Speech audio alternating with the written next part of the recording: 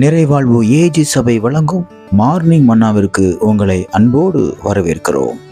கர்த்தருடைய பரிசுத்த நாமம் மகிமைப்படுவதாக. இந்த நாளிலே உங்களை சந்திப்பதிலே மிகுந்த சந்தோஷம். எனக்கு அன்பான தேவனுடைய பிள்ளைகளே, பலவிதமான பயத்தோடு கூட திகைப்போடு கூட இருக்கீங்களா?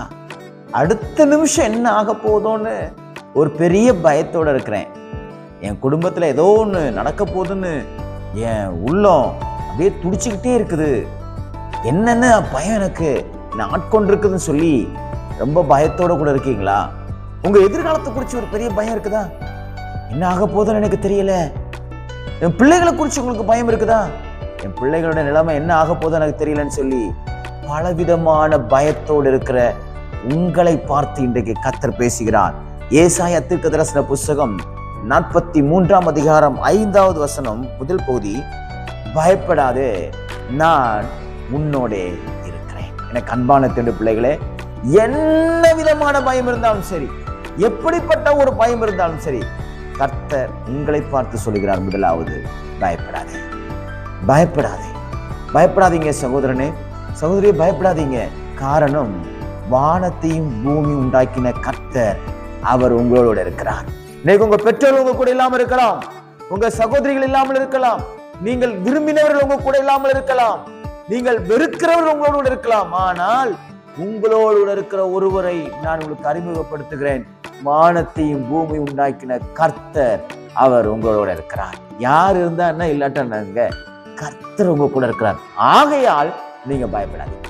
எதையும் குறித்து பயப்படாதீங்க, எந்த சூழ்நிலையும் குறித்து பயப்படாதீங்க. எப்பேற்பட்ட சிச்சுவேஷன்ஸையும் கர்த்தராலே மாற்ற முடியும்.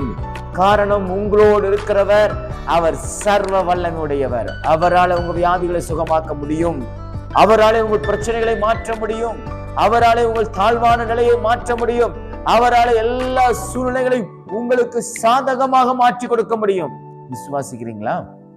கர்த்தர் சொன்னாருன்னா அதை கர்த்தர் அப்படியே நிறைவேற்றுவார். நிறைய நேரம் மனுஷங்க சொல்ற வாக்க மாறிடுவாங்க, ஆனா கர்த்தர் சொன்னாருன்னா அதை அப்படியே நிறைவேற்றுவார். நீங்க நினைக்கலாம், நான் எப்படி இந்த காரியத்தை குறித்து பயப்படாம இருக்கிறது?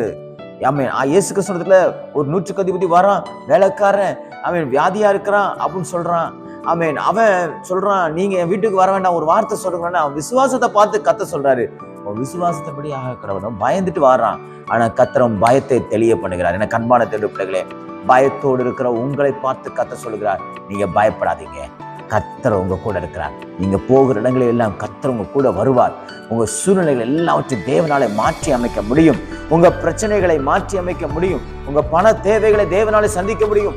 உங்களுடைய பொருளாதார தேவைகளை தேவனாலே சந்திக்க முடியும். உங்க பிள்ளைகளை ஒரு நல்ல நிலைக்கு கொண்டு வர இந்த ஆண்டவராக இயேசு கிறிஸ்துவாலே விசுவாசிங்க. கர்த்தர் என் கூட இருக்கிறாருங்கிற நம்பிக்கையில, விசுவாசத்தில் நல்ல எல்லா காரியங்களையும் செய்யுங்கள். கர்த்தர் உங்களோட இருந்து பெரிய காரியங்களை செய்வாராக.